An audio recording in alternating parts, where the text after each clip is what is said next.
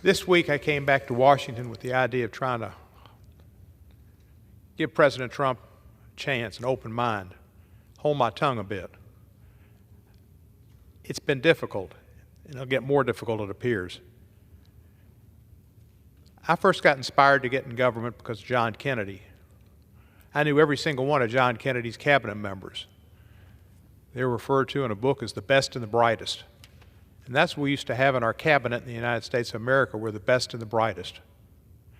And what we've seen with the nominations that have come forth and the request for changes in the Senate's confirmation policy really is scary and should be of concern to the American people. It's a red light on the possibility of loss of democracy and the implementation institution of autocracy. Mr. Trump asked the Senate leadership to give him a 2-week period when he could make Senate recess appointments, something that's permitted in the Constitution, but it was permitted because of the idea that back when they drew the Constitution, that if the Senate took a recess, it could take weeks or months before they could all get back to Washington by trains or horses or however they traveled back in those days in the late 1700s to conduct business. That's not the case anymore. And the Supreme Court has ruled in a case about 10, 15 years ago that I think it was Justice Scalia was the lead on the court, that this should only take place in an intersession between the times the Senate ends a term and begins a new term, and not simply whenever they decide to take off. Well, President Trump has asked Senate leaders, candidates, and the Senate leader who was chosen, Mr. Thune, all said they would do it when Mr. Trump asked him to do it, to have a period when he could have his appointments for cabinet to come forward and be approved because of lack of action by the Senate in what's called a recess appointment. Well, that's a dereliction of the Constitution, and anybody that goes along with it should be questioned. The Senate is to act as a check and balance on the President and his nominations and appointments of cabinet members. The Senate meets, has hearings, and votes to confirm or not to confirm nominees. To not have hearings, to not have votes, because his, or at least some of his cabinet recommendations are so abhorrent that they would scare the American people and have a spectacle in bringing forth the facts about their backgrounds, the lack of experience, and the lack of character that they've shown in their times in government and in life here on this planet. To not have hearings, not have votes is dereliction and an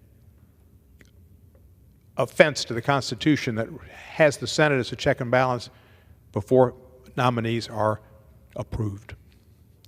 The worst was yesterday when Matt Gaetz was recommended for Attorney General. And after his recommendation, he flew back and forth to Washington with President-elect Trump. He announced his resignation from this body.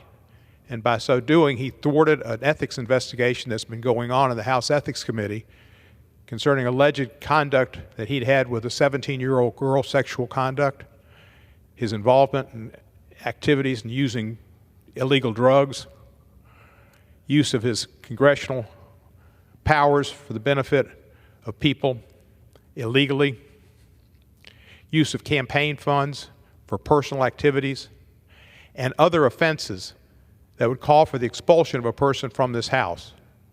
By his resigning from the House, that investigation ends because the committee no longer has jurisdiction over him. But he will become a nominee for Attorney General to go through the recess process where all these facts won't come forth. I would hope that our Ethics Committee and the chair of the Ethics Committee, who's done a great job on other occasions and I have great respect for, would release the results of that study to the American public because they should see it. They should see the work that's been done, and they should see the type of person who is going to be brought up for Attorney General of the United States, even if the Senate doesn't want to bring it forth with hearings. As I understand it,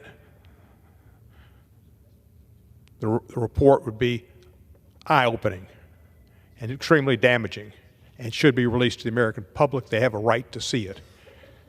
The recommendation of Tulsi Gabbard to be the head of intelligence when she's mostly been known for controversial statements supporting our foes around the world from Syria to Russia to Iran is disturbing and challenging.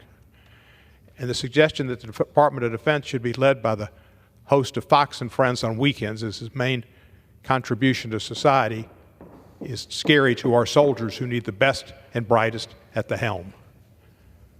I thank the Speaker for his time, and I yield back the balance of mine. The gentleman yields the